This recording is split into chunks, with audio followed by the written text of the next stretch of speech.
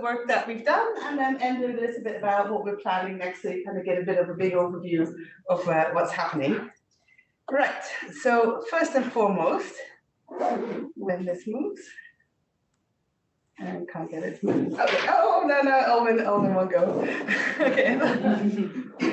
Okay, we're on it. I thought I'd give you a bit of an overview of what I'm trying to cover. So I'll tell you a little bit about cognitive screening and stroke. Hopefully, as mostly psychologists, you understand why it's important, but I thought I'd do a little bit of this anyway. And then I'll talk a little bit about breaking down silos of research. This is kind of because post-stroke cognition gets investigated by psychology, but also quite a lot in medicine, and people have slightly different views, and it's time probably we brought those together. I'll tell you about the Oxford Cognitive Screen, which we developed, which is now being used quite widely, and then the steps towards a cognitive care pathway. So some of that is about understanding trajectories. I'll do a little sidestep on attention, just because we're in the psychology department and you might want something a little bit more specific. And then I'll step back out and talk a little bit more about overall brain health and stroke lesions kind of contributing together to cognition, and a bit about what's next. Right, there's a little bit of qual in the last bit about discussing cognition at stroke survivors, which is new to me, so if there's any qualitative researchers here, don't go too hard, it's new. But yeah, it's been fun.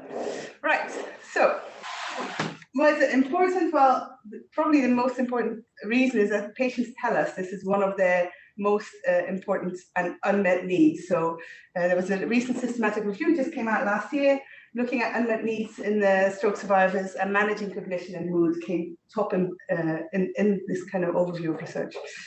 Similarly, there's been big research and big surveys done in very large samples. So the Stroke Association ran a massive survey in 11,000 stroke survivors, and 90% of those 11,000 subjectively reported having cognitive problems after stroke. And probably quite crucially, almost half of people reported feeling absolutely abandoned after the stroke once they got back home. And so following a lot of this research and push, there's been a bit of a policy move in the sense that both in terms of the new NHS, so in the UK we have the NHS that has set clinical priorities, and stroke is now a clinical priority. And in terms of setting research priorities, cognition has been set as one of the top research priorities as well. So there is a move to saying, you know, let's finally start to address this a bit more than we have. Okay, so obviously stroke and cognition impacts everything after you've had your stroke. It can be simple things like walking and talking at the same time, learning new skills, but also social relationships, things like driving, etc., etc. So cognition obviously plays a role in all of this. And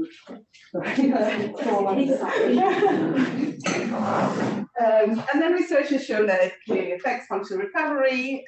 So these are just some references for you to have, but yeah, people with cognitive impairment less likely to be able to drive again, less likely to be discharged home, and more likely to be institutionalized. And then things like longer term functional outcomes, activities of daily life affected. Importantly, over and above any physical disability for people who've got cognitive impairments.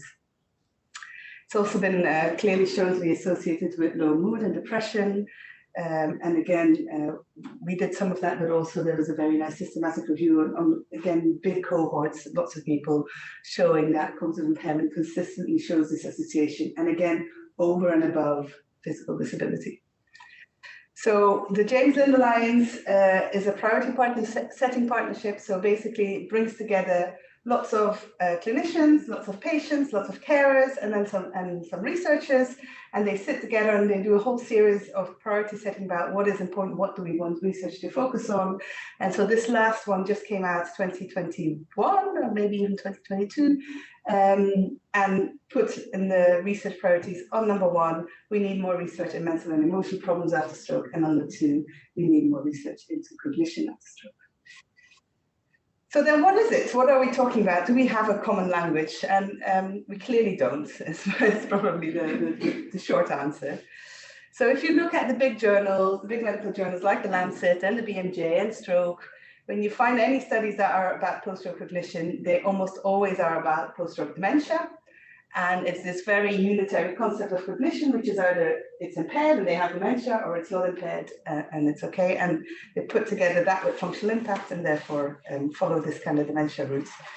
If you look in the more neuropsych and neurosciences literature in the more specialized journals, you find these very, very detailed syndromes, highly specific impairments, lesion symptom mapping, all of that work.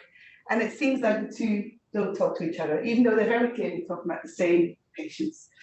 And I used to think of it as two kind of opposites, but really it's more of a zooming in. So if you think about, the very broad impact, they zoom out and they look at the overall picture versus kind of more detailed and unraveling of what that bigger picture looks like. And, as I say, they are the same patients. So, there should be overlap here.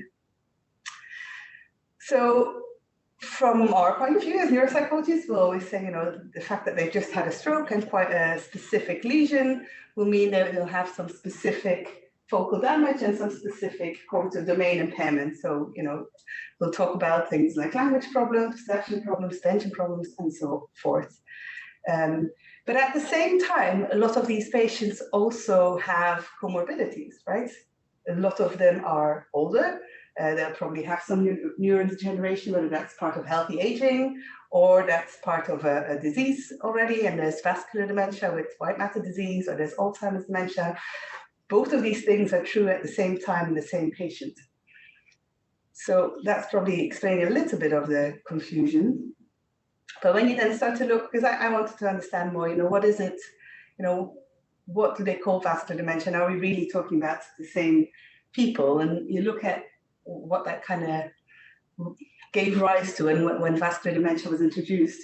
It's currently still kind of considered any kind of cognitive impairment with a vascular pathogenesis. So be that white matter disease, be that stroke. And so stroke dementia was then seen as this kind of subtype of vascular dementia. Those diagnostic criteria were based on Alzheimer's disease. So it kind of came in that framework. So they had Alzheimer's disease and dementia, and then they said, what about vascular dementia? So it kind of flowed in that direction. But then they said, there should probably be more than one cognitive domain. It shouldn't just be memory. However, there was still a big focus on memory deficits. Later, a few years later, they introduced vascular cognitive impairment, and part of that was to say, well, actually, it's not necessarily a declining pathway. People can have post-stroke cognitive problems that are stable, not necessarily declining. And so they moved away from vascular dementia, post-stroke dementia, to vascular cognitive impairment.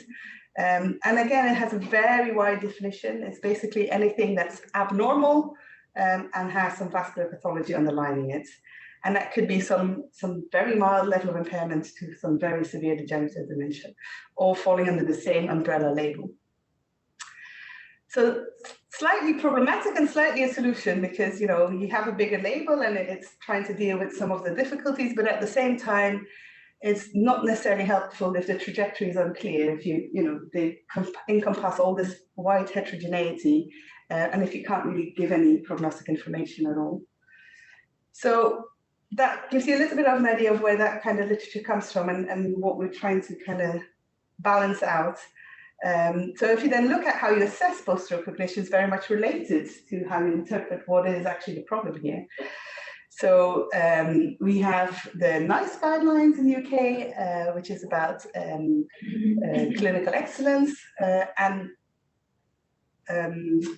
that one back in 2013 already said, when we look at cognition after stroke, we should be doing attention, memory, spatial awareness, and practical perception. So they really split it out in these separate domains.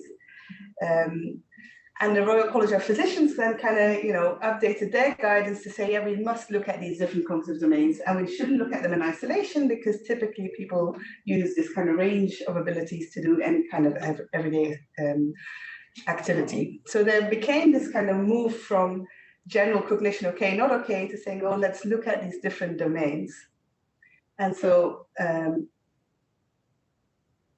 what was happening in the clinic, though, was still very brief dementia screening, because we can't do long domain-specific neuropsych assessments because they're just not practical. They take too long. It needs an expert neuropsychologist. There's not enough staff to do that, and patients really can't sustain that kind of level of assessment in the early days. So people fall back on short screening tools, but the only short screening tools that were there were the ones made for dementia. So like the mental state, the MOCA, and so on. And they gave rise to this single score. And so this is what you get. Cognition's either okay or not okay. So when I first joined NDT meetings on the stroke ward, that's literally what happened. Someone said, oh, has cognition been looked at? And they said, oh, yeah, 15. And I thought, 15 what? What does this mean? But that was the kind of level, we've done a brief screen, it's impaired, there we go. But if you look at those actual tools, like for example, the MOCA, you can see there's some issues because this kind of dementia cognitive profile is not the same as what you might get after a big focal infarct. And although it has these kind of subdomains, which a lot of people praise in stroke and saying, well, it is looking at domain-specific cognition because look, it has these kind of subdomains. You still don't get scores for each of the subdomains. And we've asked the authors if you can have the norm data for each of the domains, but they say it should only be counted up together and looked at together. There's some serious problems if you've got a patient with neglect. It's probably the worst possible place to stick a task on a busy page in the left top corner. And you see this day in, day out. Patients just simply don't even go anywhere that CD5E because if they've got left hemispatial neglect, all their focus is on the rest of this busy page. And it's heavily language dependent. So it means if you've got a left hemisphere stroke and you've got some problems with expressive language, the most you can get is 5 out of 30. And so you'll be classed as impaired on cognition. Now, this becomes a little bit problematic because when you then look back to that literature on the medical side and you look at things like the Lancet Neurology, big review, cited tons of times around what are the factors associated with this post-stroke dementia, big systematic review, you find that actually left hemisphere stroke and dysphasia give rise to more dementia than right hemisphere stroke. And there's no good reason to think that that might be the case, except when you think that all the tasks you're using are language-based. So it's kind of confounded a lot of this literature on post-stroke dementia by saying, well, should we maybe look at the test? So there's this kind of discrepancy between these broad global screens, which are useful in clinical practice because they're short and doable. They're useful in medical research because then you can get big picture data from lots of patients versus what we, in an ideal world would have is full domain-specific assessments. And so this is where the OX came in. We were trying to find this halfway house to kind of bring in some neuropsych expertise, make a stroke-specific screen, but still make it short and doable. So that's kind of what it looks like. We get all of these different domains assessed. We give the clinician at the end this kind of snapshot. People shade out the areas that are impaired, and we look at all the different areas together in a brief way that was made for stroke.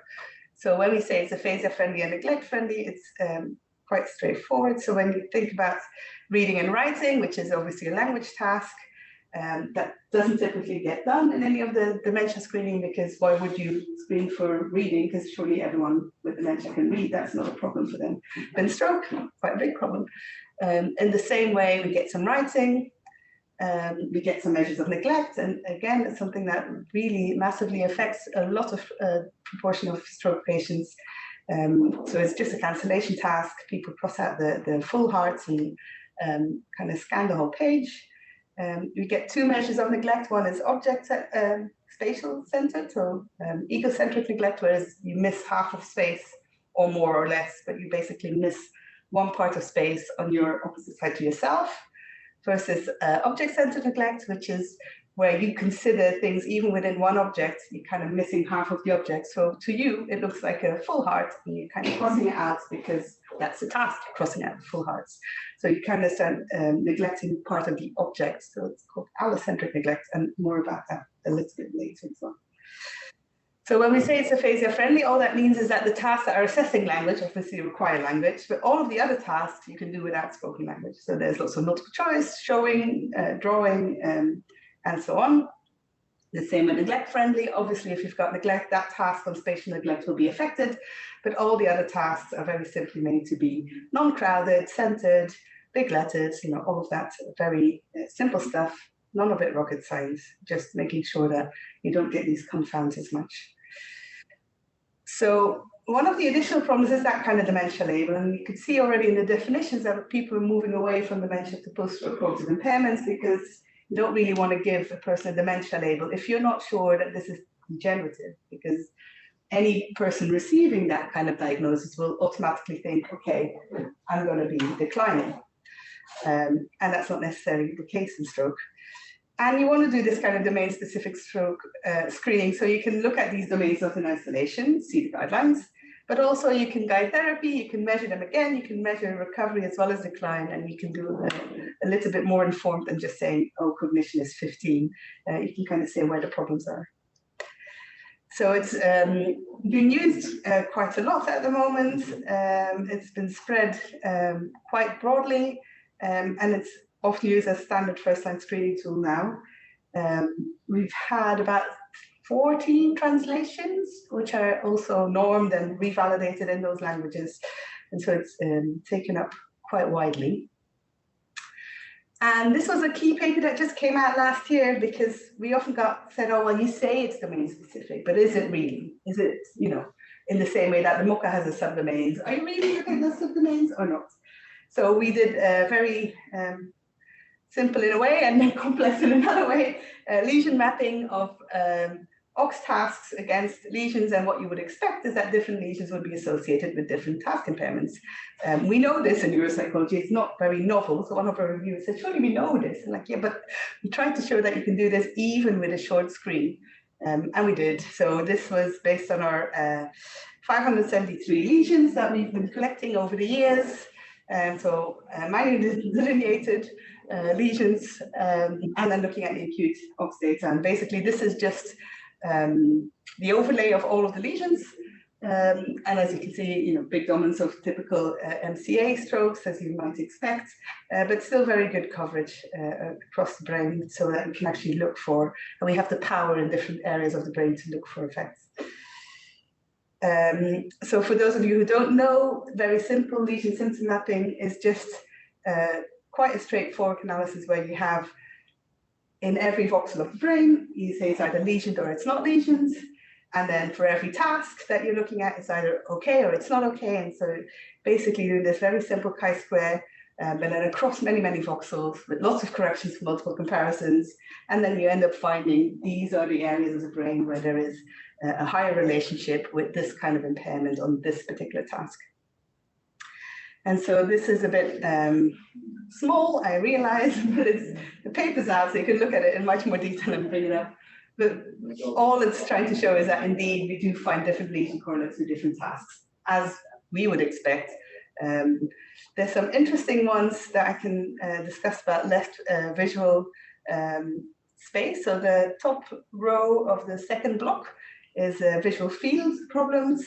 And then the right visual field, and then we've got left neglect under it. And you can see that you do find some areas that are clearly related to neglect in the left visual field. And again, not surprising if you think about how the task is run, where if you've got very severe neglect, you will also miss whatever's happening in that visual field, not because of the visual field impairment, but because of your attention impairment. So it makes sense, but there's always a little bit more behind it.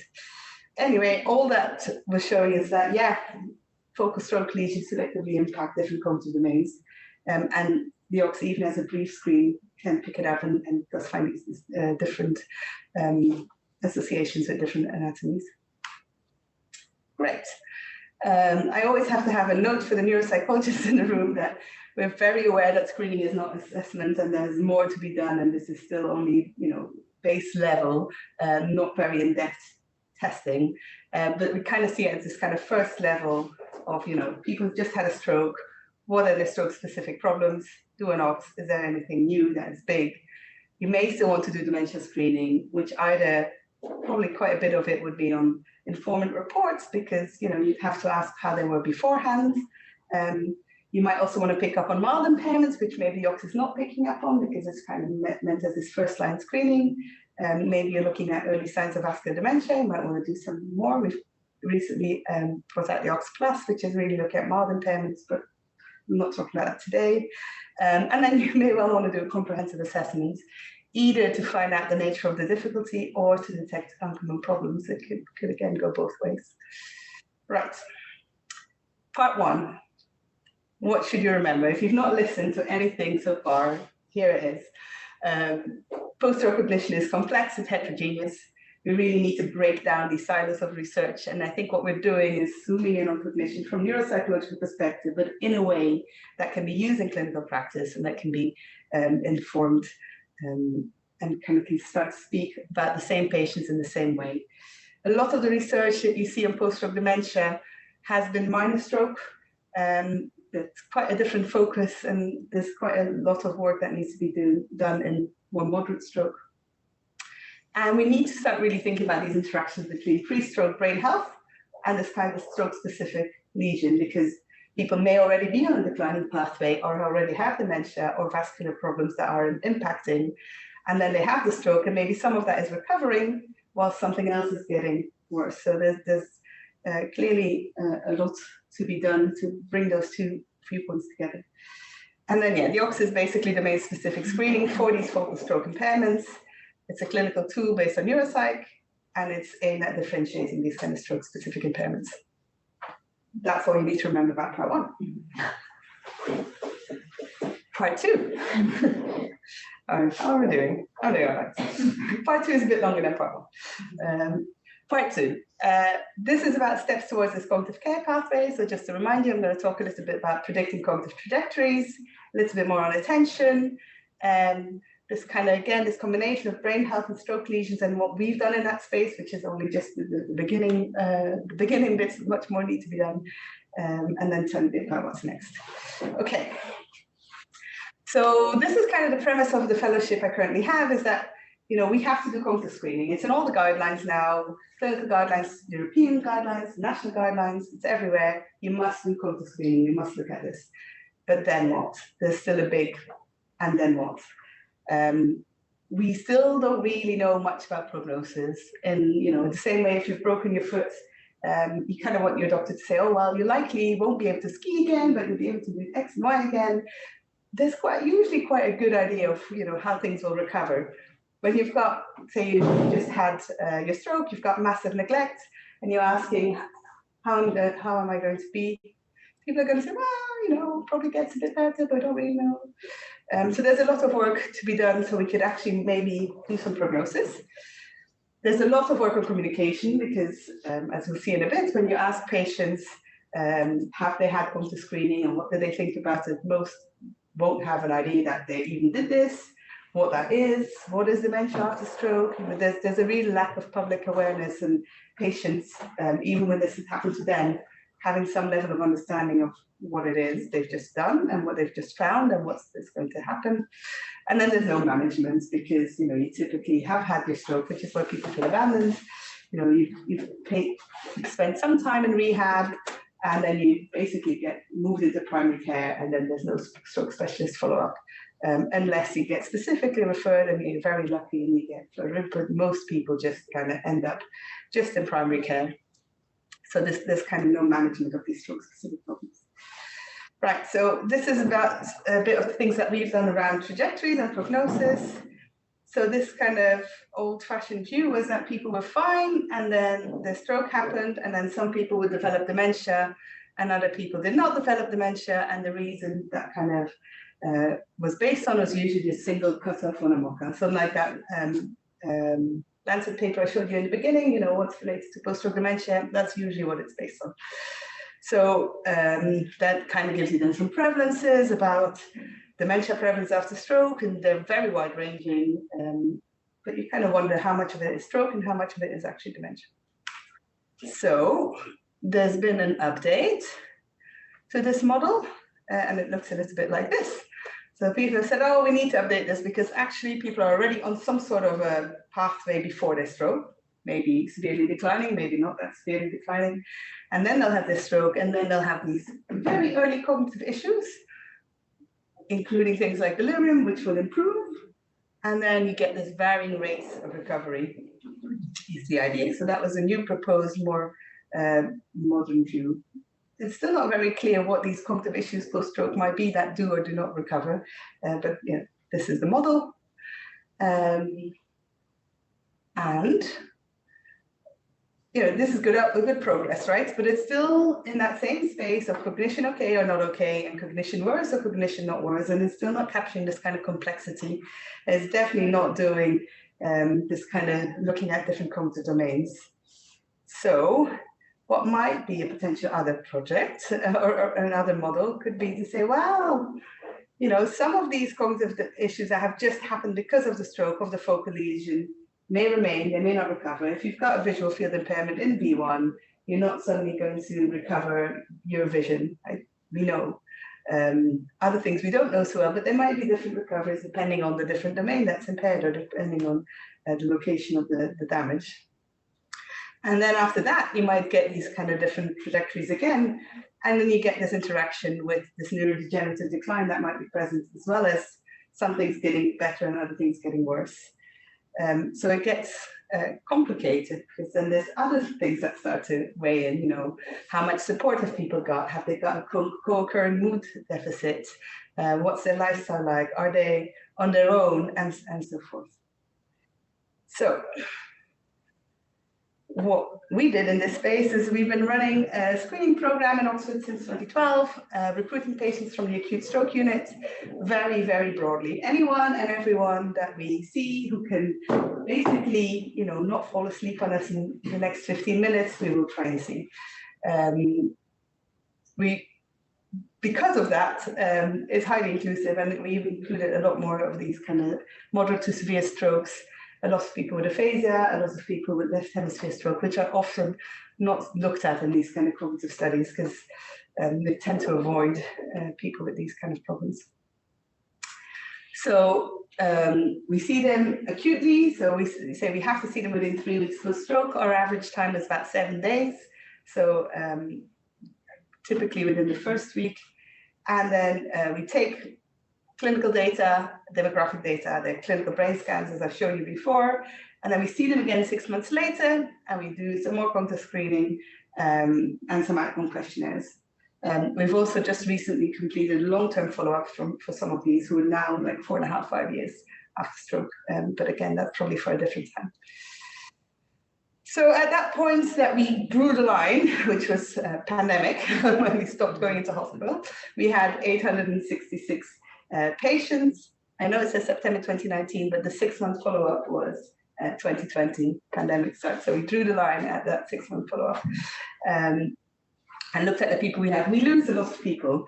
Highly inclusive recruitment means high attrition. You can't have both. So quite a few of the people passed away, couldn't be contacted, and so forth and so on.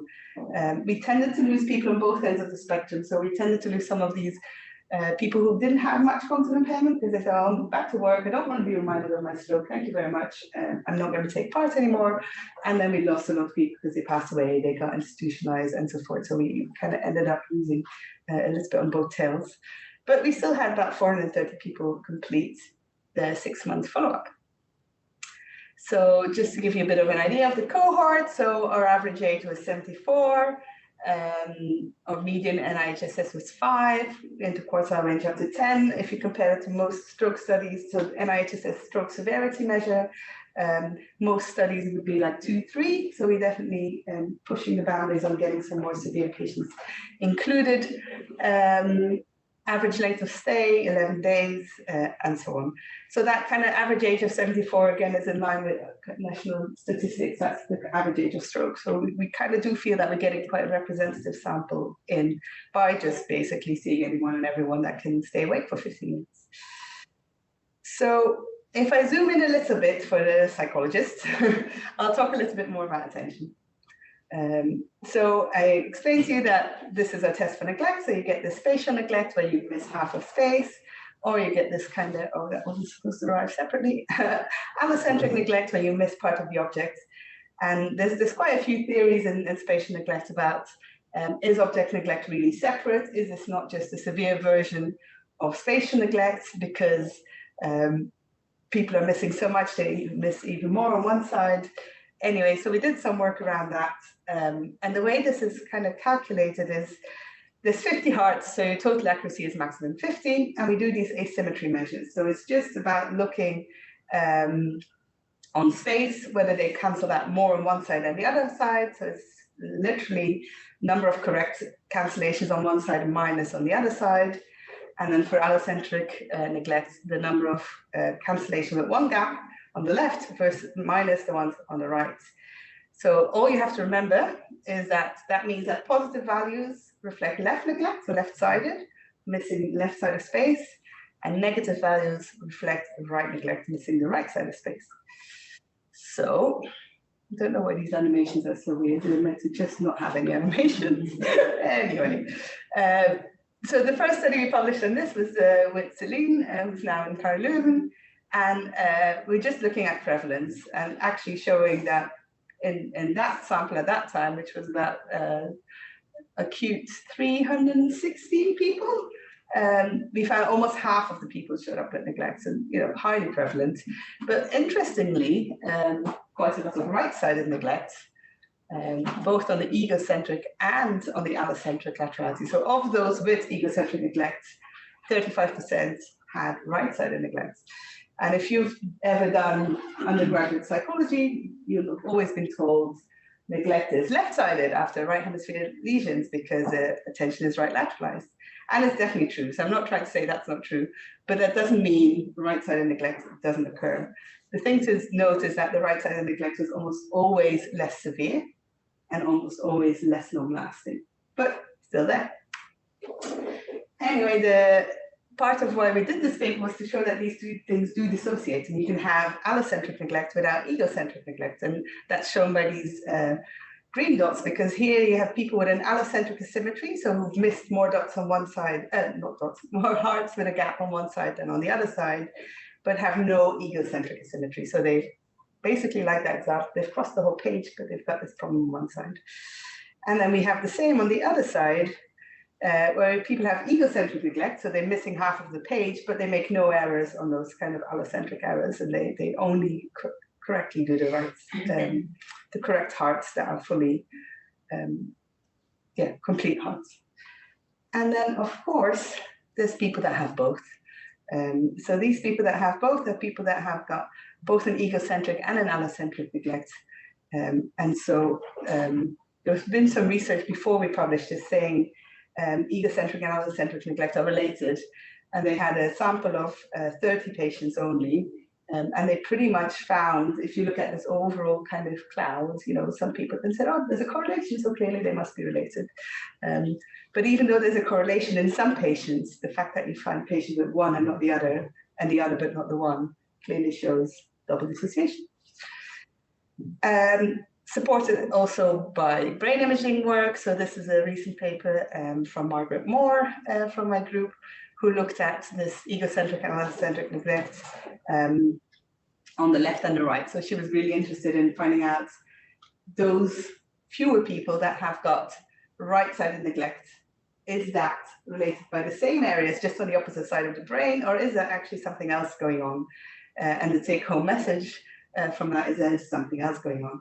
So this kind of right-sided neglect is not just in the same location, but on the other side of the brain, and something else is definitely going on. We're not the first to dissociate ego and allocentric neglect, which we're very happy to find and replicate, but this was about left versus right-sided. Again, if you're interested, you can read more. So the take-home of this bit is neglect is highly prevalent. Almost half of the patients we saw. Oh yeah, 366 in that case. Right-sided neglect is more common than you may have thought or may have considered. And this kind of right-sided neglect is not just a mirror of what's happening on the left-sided neglect. We also find this double dissociation. So this idea of allocentric neglect just being part of egocentric is not likely to be true. So the symmetry scores, are they standardized to, is there normative data, what we were expecting in a yes. healthy? Yeah. So the normative data on it is quite interesting in the sense that people will miss a little bit here and there anyway. So you have to miss more, there has to be a difference of more than 4 on one side and the other before we kind of consider, oh, this is the real thing versus, oh, you just happen to have missed one. ideas, and that's based on normative data indeed. Yeah. And is there any asymmetries in the normal population? It wasn't there. I think it's probably not quite sensitive enough to pick up that kind of pseudo-neglect stuff that might be happening. So it wasn't there in the norms, but you know, playing probably with measures that might not get to that kind of, you know, more specific level of detail. So no, it wasn't there.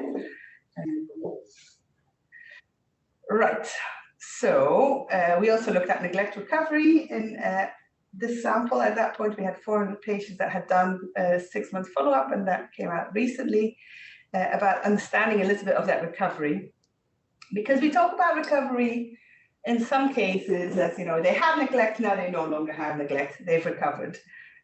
But we may want to talk about improvements, because even the ones that had neglect and still have neglect probably did improve.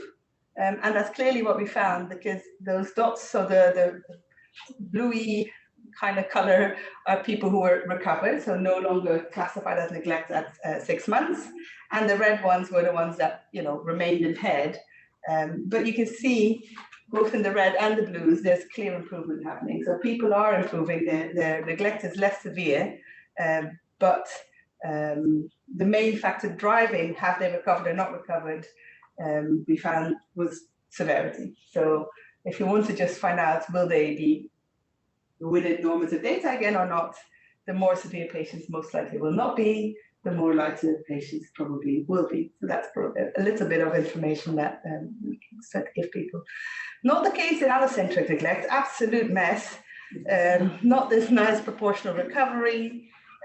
Some people got slightly worse, remains. Not everybody kind of improved in the same amount. It's definitely, again, something else is going on in this space, and it's something we don't understand very well at all still. So quite a bit more to be done, but it doesn't fit that kind of nice, you know, improvement trajectory. The right allocentrics did almost all improve. The left ones did not. So it, you know, messy stuff. But again, the takeaway is there's different recovery patterns for egocentric versus allocentric neglect. We clearly find this non-proportional recovery and this kind of severity. Oh, I didn't show any of this, but so we also looked at that kind of more global outcome in the stroke impact scale. And the only thing associated with worse functional outcome of the neglect measures was the acute allocentric neglect. So people with allocentric neglect have worse outcomes than people with egocentric neglect or non-neglect. I'll do a very brief little highlight for Maeve. So Maeve's been working with us on sustained attention. Well,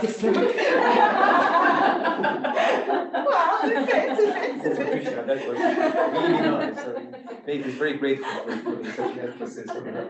We've got a current paper in the works looking at sustained attention deficits on these kind of real-world functional outcomes. In the same way we've looked at neglect and real-world functional outcomes, sustained attention deficits also seem to very much impact real-world outcomes. So that paper will be done soon. But we've published a previous work, actually very cool work, also with Paul, actually, looking at these clinical decrements of sustained attention. So if you look at, this was a much smaller sample of stroke survivors who came in for lots of experimental testing, but clearly showed that there's a lot worse performance of sustained attention tasks in the stroke population than in the healthy matched controls. And the nice bit was that we show these kind of decrements in sustained attention even within one block of tasks. So if you look at those kind of lines going that, that's just a block of trials, which was what, 10 minutes? Not really short. Yeah, it was short, like 3 to 4 minutes. Yeah. So you can see even in a short task that the decrement in sustained attention is much, much worse than what you would expect. And we kind of pose that, you know, perhaps what we're doing here is trying to look at this kind of post-stroke mental fatigue, which is another one of the stroke priorities for research, but also this kind of feeling that people really struggle with fatigue after stroke. And perhaps some of that is the sustained attention decrements, even on short tasks, you know, people really struggle. Right, I'm going to zoom back out, away from attention, and talk a bit more broadly about cognitive trajectories. So in the kind of research in the Lancet and so on, you know, they do this risk prediction modeling. Have they got dementia? Yes or no? And all of it is focused on vascular risk factors. So most of this research is showing, hypertension is related, smoking is related, age is related. They use some imaging markers in this kind of prediction research. And so we thought, well, we should have a look really at these domain-specific cognitive impairments, and also say, I never understood what, probably the thing that best predicts cognition is cognition, right? If you have cognitive screening acutely, in the same way, like the only thing that explained the neglect at late stage was the severity of the neglect acutely. So you can kind of think, well, surely bringing in this kind of information should help us predict what's going on, and it's a lot cheaper than imaging. So this was the kind of prevalence of cognitive impairment acute at follow-up, and again showing that you see quite a bit of recovery, even in general. A lot of fewer people are impaired 6 months later than they are acutely. Again, hinting that maybe in post-stroke cognition, we shouldn't just look at dementia, yes, no, but also recovery, yes, no, and understanding what's the likelihood of recovery instead of what's the risk of dementia. So we thought we'd follow this kind of medical model and say, okay, let's just take these clinical predictors and look at severity of cognitive impairment at 6 months. So we define that broadly to kind of fit with, overall cognition idea as the proportion of OX tasks impaired. So we've got 12 tasks in the OX, and rather than looking at every domain, we said, okay, they've got more impairments, they've got more severe impairments than if they've got fewer ones. So this kind of base model with these smoking, there was a lot more, there was hypertension. These are the only ones that survived. So all of the classical clinical predictors of post-stroke dementia were in, and basically only age survived multiple comparisons. Some of the other risk factors showed up, but probably the key bit here is adjusted R-square, so the variance explained is about 10%. So then we thought, well, if we now feed in the acute cognition, look at that. So we just jumped from 10% to 30% explained variance. And one of the biggest predictors here, look at that beautiful beta and T value, is your acute cognition. So again, you tell this to clinical psychologists, they're like, yeah, duh, not a lot of novelty here. But we tell this to clinicians, like, oh, wow, we could actually use acute cognition. So yeah, a lot of our work seems to fall in this space where it's very obvious to some and very non-obvious to others. I just got a paper review, so this is unpublished data, but this is starting to look at, can we then bring in some of that imaging? Because we do know that some of these people have got quite a lot of atrophy, quite a lot of white matter disease, and will they have worse outcomes, and how does that play together with the cognition? As could be expected, if you look at cognition at 6 months, those with higher levels of atrophy have got worse overall cognition. So we again talk about this overall cognition as total number of tasks compared. And that's particularly interesting if you look again at whether people have a persistent impairment. So the last graph was just 6 months cognition. This is the change in score from acute to 6 months. So people who have persistent impairments are likely to have had much more cortical atrophy. This kind of overall brain health means that you're probably less likely to recover or to improve because you've got these other issues going on top of the lesion and the focal lesion you've just had. Nele, is cortical atrophy here the change in grey matter from time point 0 to 6 months, or is it just at the 6 months? Atrophy at the not even at 6 months, at the acute scan. So it's just all we have is the clinical scans. So it's simple rating of atrophy on the clinical scan, high, low. I mean, it's like a 5-point scale. So it's not. Okay. There's not a lot of variance, but enough variance. Yeah, So that, even, and this is on CT. So even on CT, you can see atrophy. Not as nicely as you can see an MRI, but you can pick it up and clinically get it picked up. So yeah, general brain health. We wouldn't expect it to change much in those 6 months, I should probably say, but ideally you'd have to scan again. Not in the real world. So a few takeaway messages before I hold it. So post-stroke cognition is complex and heterogeneous again. And we're starting to dig into these kind of interactions between pre-stroke brain health and stroke-specific lesion extent. And there's a lot more work to be done here. So we've done little bits, but actually in an ideal world, you put a big model together that feeds in and the lesion location and the lesion size as well as all the brain health measures, as well as all your cognitive measures, but you require quite a lot more power than 1,000 patients to do so. So we can't do it, but maybe one day, if they give us a big grant. The other point probably to say is that, you know, in an ideal world, we do that, right? And we try to understand cognitive trajectories on an individual level so we can do this risk prediction for declining dementia, because some people do start to develop vascular dementia, do start to go down, but also predict recovery of cognitive domains specifically. And again, my ideal world, this is then the baseline for this ultimate menu of intervention. In my ideal world, there is lots of research on different interventions that may suit different people, because, you know, there's lots of physical interventions. Oh, you should do more sports, that's really good. But, you know, some stroke survivors will say, oh, I've never done sports, no one does sports, not for me. Others may have done, there was one at Stroke City that did this whole kind of group singing therapy. You know, whatever it is, you want good evidence for intervention, and you kind of want to be able to offer people, here's this menu, this is what you can expect, these are the kind of things you could do. So I think that's what this ideal world is working towards eventually. And then we want to implement all of that in this care pathway. So that's some of the work that we're planning on doing, basically to build the structure for those things that ultimately feed into when they appear. So that is the work that's ongoing and planned. So as I said, we don't really have prognosis. We still have problems communicating to people, and there's no management. So what we're trying to do with this first step that we've just done last year is we've done some qualitative work talking about these hidden effects, and we interviewed 27 stroke survivors and carers and did qualitative interviews and analysis, and all thanks to Georgie. And we basically asked them, you know, what do you think about cognition? And quite a lot of them said, oh, nobody ever talked to me about this. Nobody ever explained any of this. I didn't know what to expect. I was out so quickly, you know, nobody said anything. We just didn't have that conversation. So that tended to be the most often reported thing. Nobody talked to me about cognition. If they assess it, they say, oh yeah, I remember doing some tests. I just did them as a favor to the clinician. They wanted me to do some tests, I did some tests. But they didn't really see why they did it or why what that might mean. And we also talked a little about cognitive decline and post-stroke dementia, because if you think about all of these models that people are making for this risk prediction, you know, what good is predicting risk if nobody wants to hear about the risk? And that kind of got this kind of varied level of response in terms of, you know, some said, oh, you know, whatever's going to happen is going to happen, I'd like to know. But quite a few others said, well, it's bad enough having a stroke without someone then saying, and you might now get dementia as well.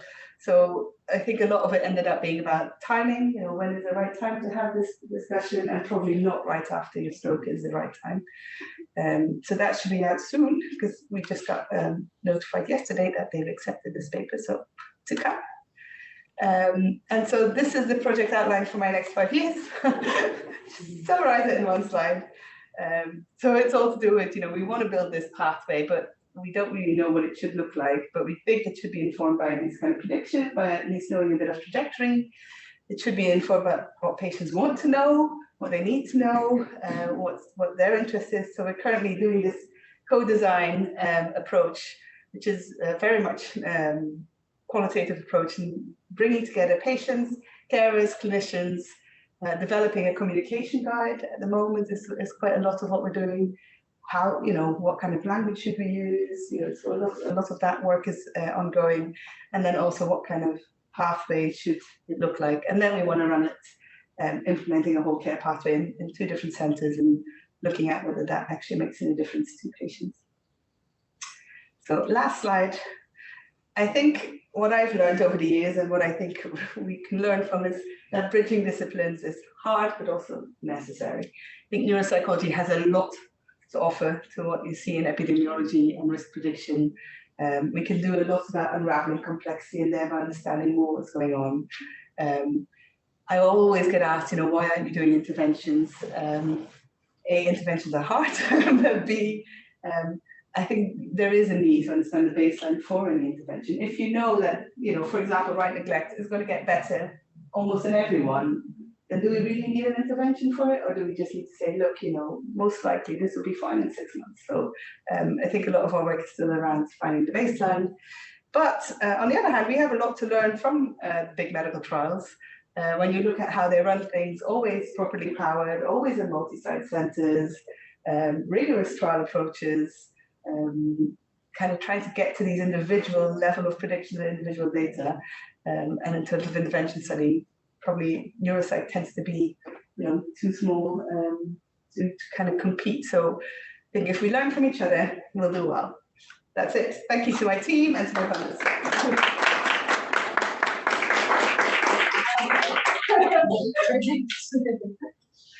Open it to the floor if anyone has any questions. It was a lot, I know. I talked fast, it was a lot. I actually have loads of questions. Good, Anne. No, I'm really one or two. I think the point about trials at the end, obviously we're working on pilot testing and interventions that have been feasibility tested. It is really hard. They're complex interventions.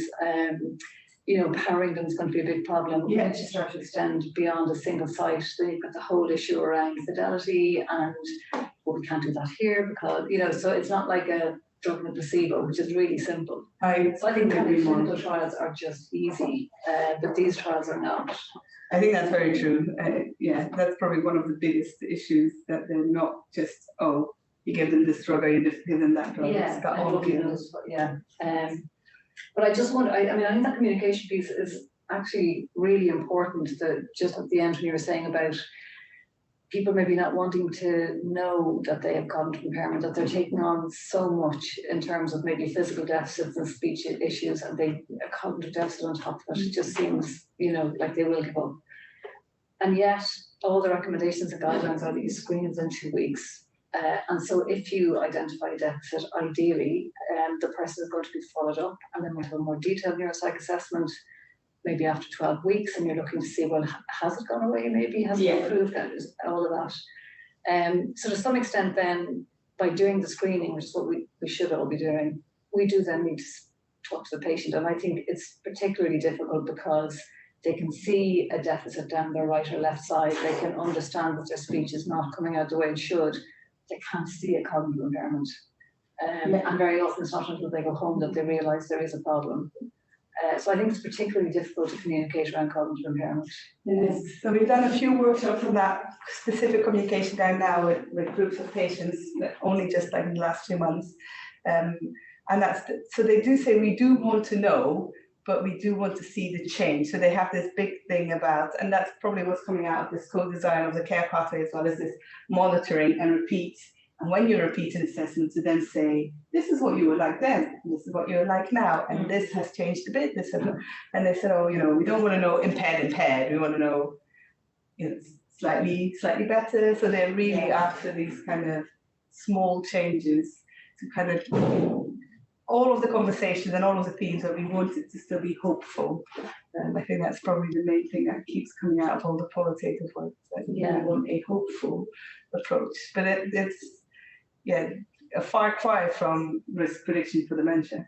I think that's the importance of interventions really, is that you can give hope. You can give hope as part of it, But also your recovery trajectories seem hopeful if you do indeed. right? There should be some. Exactly. Most of it is, at least, some things will definitely improve, if other things maybe not. If you already have dementia, then probably that's nothing to do with your stroke, and that may indeed be getting worse. But if you had something specific with your stroke, that's likely to get better. So even if you can then give some sort of balanced message of, this wasn't great and it's probably still not great, but look at this is much better. So I think that's definitely. And then ideally also the intervention. And then ideally the intervention. You want to be able to, they're crying out for intervention.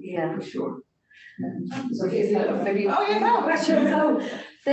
So the issue about sustained attention, which is really important as well, but then what does that mean for neuropsych assessment? So if you do the screen and the person's going to be impaired and they come back after, say, 10 or 12 weeks for a full assessment, and fatigue is obviously a major issue in sustained attention.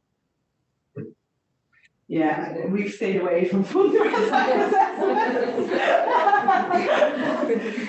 But yeah, it's a huge, yeah. It has to be more regular breaks, not Yeah. kind of Not like a 3-hour session, yeah. And it's difficult because, you know, there are often, there's limited time, people want to get through as much as possible, but I mean, we're seeing quite strong decrements over a very short period of time, so it's, yeah. But also it's quite strong. They pick back up, right? Exactly. If you look at the start of the next block, it did go back up. Yeah. You replicated your experiment that you showed, the sustained attention decrements across blocks and within blocks. We repeated that with healthy older adults as well as younger adults. And we would have found the same thing, the kind of decrements within and across, and then the boost after each break. But we also found that it correlated with changes in subjective mind wandering. So kind of there was that intention to re-engage more strongly at the start of tasks, and then that kind of subjective sense of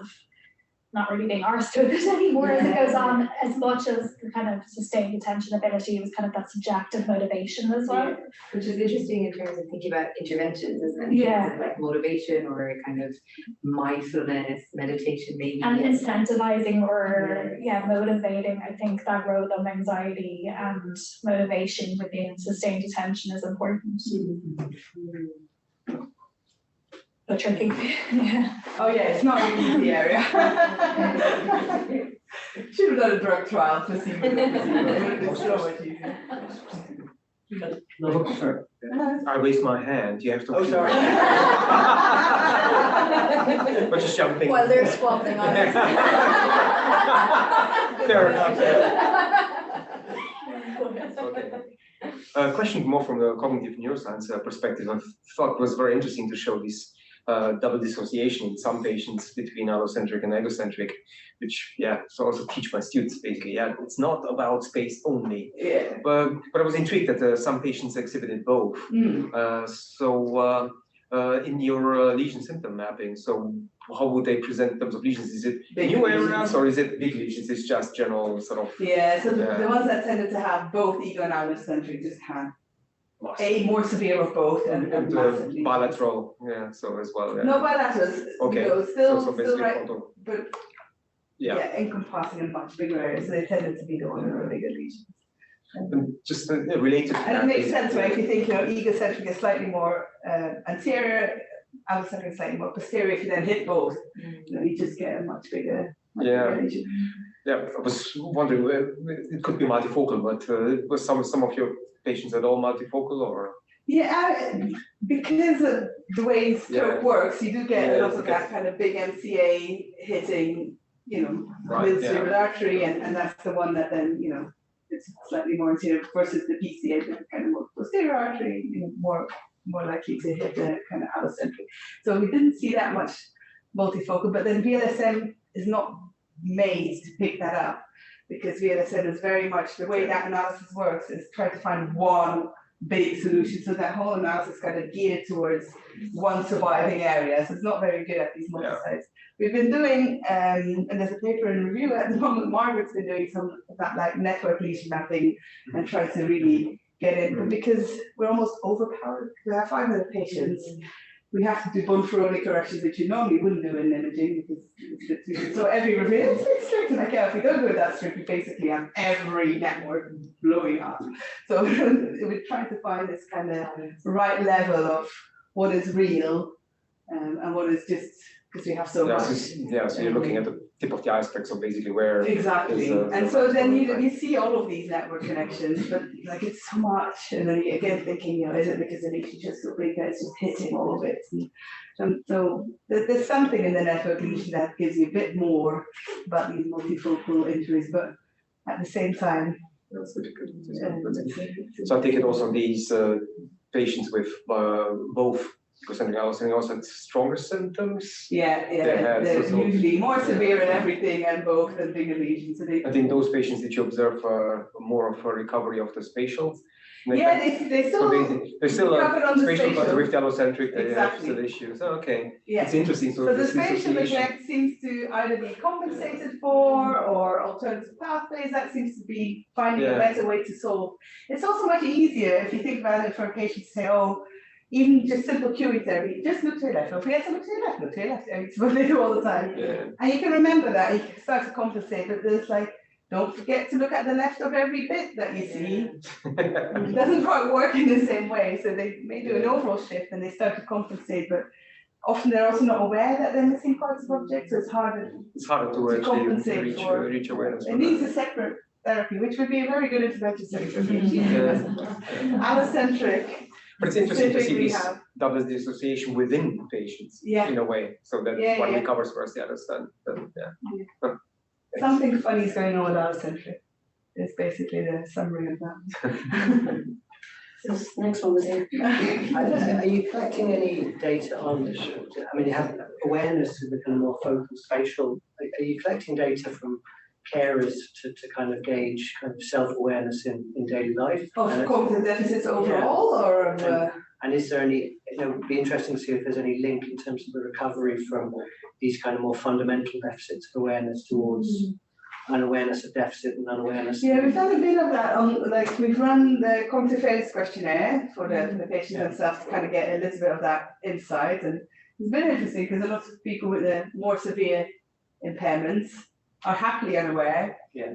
And also don't then find that link between cognitive impairment and mood, because their mood's not affected, because they're actually quite happy. And so there is something there. When you ask partners, they almost tend to overestimate the impairment. They think, but it's part of this kind of carer burden, and it gets again this kind of murky situation. So we've asked some of that. So Andrea at Post Stroke now is doing this paper on subjective versus objective impairment and how do they really, because some people feel really impaired and you test them and actually nothing there, and it's anxiety and it's whatever else it is, it's not cognitive impairment, which is probably what's getting that 90% figure on that survey from the Stroke Association, because I doubt that 90% would actually come up as impaired on the cognitive test, but they still feel impaired. So there's the whole kind of movement there between, is it subjective or is it something we would measure?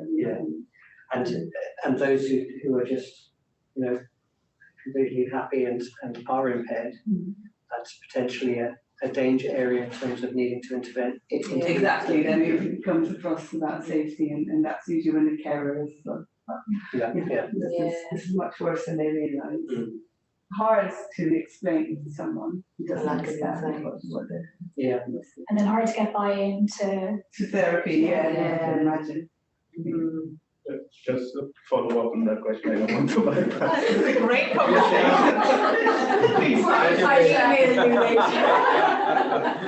Just to not change the subject, like in that sense, have you also considered collecting any information from the therapy part of like patients, like how much they are engaged in therapy, or? No, because we haven't done much addition. So we tend to pull whatever we can from medical notes, and we'll pull OT reports or whatever they've done, and if they've done standard kind of measures, we'll pull it. But this kind of level. So we did one qualitative study on patients with neglect or no neglect, and looked at the OT notes and qualitatively analysed all the OT notes. And actually, one of the things that was obvious in that one, it's tangentially relevant, is that this kind of lack of engagement, does not want to engage, was very much kind of linked in reports of people with neglect versus people without neglect. So that came back more and more in OT notes, where they did kind of comment on, struggles to engage or struggles to initiate or struggles, which makes a lot of sense in the fact that there's this initiation problem. But that's the kind of level we've done it, just kind of collecting whatever's in the clinical notes and the routine data, rather than asking the therapist to fill in another thing on every patient. It'd be hard to implement for us. Because like that could also be helpful in the sense of like, okay, we can tell you that if you have this level of engagement, you are most likely to have a less impairment at 6-month follow-up? It's a tricky one. So I was talking to someone who was doing qualitative research up in Leeds, who was doing a lot of research around this kind of feeling of plateau or not plateau, and a lot of patients reported this guilt of not having worked hard enough. So they say, oh, I'm probably sympathetic because I didn't work hard enough in therapy, and whether that's real or not real is you get into quite difficult territory to say, oh, it's your fault that you're not improving enough. So I think it's a dodgy ethical one maybe to make any conclusions, because that's definitely people just think they're not recovered because of what they did, and usually it's just because there's a ceiling, right? I know we're not supposed to say it, and people can keep on improving, and then there's this big thing in stroke where you can't say, oh, but there is probably a finite level, to think that you go back to exactly the same, even though you can keep improving, there probably is some sort of finite level. And there's so many factors too as well, like a pre-stroke brain health. Exactly, yeah, the pre-stroke brain health I think is the one that's been underexplored big time. So a lot to be done. And the big question, mine is a really basic question actually, part one, the measures, your sort of sub-cognitive measures, and how you're defining each of those. So I noticed, just because I'm particularly interested in language myself, I noticed maybe there might be a slight problem with the way language is being defined, because there's 3 quite basic types of tasks for language, and then by definition, language completely relies on things like memory, perception, motor function. So I'm just wondering if there's a difficulty there. Like, for example, your memory measures include sentence processing, am I right? Yes, there's a verbal recall and there's an episodic recall. So the verbal recall is the memory of the sentence, and the other one is, which task have we done before in this session. So we try and have a non-verbal one, but then there's definitely the verbal one. And people with aphasia tend to do very bad on verbal recall, not surprisingly. So yeah, they still remain. We try to have them as separate domains, but there will always be. Is there a reason why there's no structural complexity in the language tasks? Length? It ended up that. So I get this, and there's always things that we should have added and could have added. We really try to stay to the 15 minutes to kind of match them up at time. It's probably the first thing to say, because it had to be cognitive screen, had to be short. And then the key simple ones were, can they speak? Can they do picture naming? Can they understand? Can they have some semantics? Can they read and can they write? So they were very much pragmatically based things that we see often as a problem with stroke. But I usually get the question, oh, you haven't got processing speed, for example. So there's definitely bits missing. And that's why it's just first line screen. Is there a problem here? Please go and assess it further, or if you think something else is going on that hasn't been picked up, because it's not sensitive enough. Then, but I feel you. So the part of that this is based on was the Birmingham cognitive screen. So this is work we did with Glyn when I was doing my PhD, and that was only when we developed the cognitive screen. That was an hour. That was a screen because it's only an hour as opposed to 3-4 hours of assessment. But then in real life clinical practice, everyone it's an hour, there's no screen, an hour is way too long, you can't do that. So, but that had more. So that had more on all of those domains, because to us that was already highly reductionist. And this is kind of even lots of bits. Out of all of your domains, have you looked into chronic stages, whether anything specific is particularly linked with functional outcomes or attention and executive functioning? Okay. You won't be surprised. Yeah. Those tend to be the ones that keep coming back. Yeah.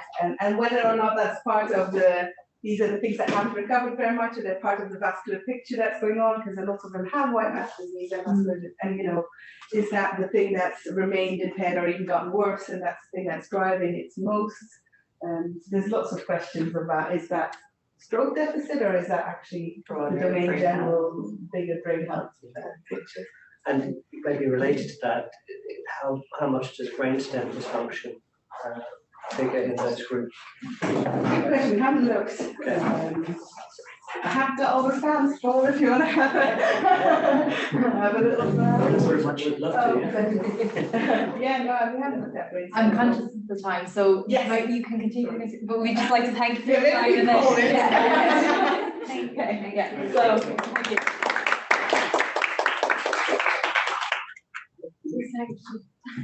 I feel really bad for the online audience who didn't get through it at all.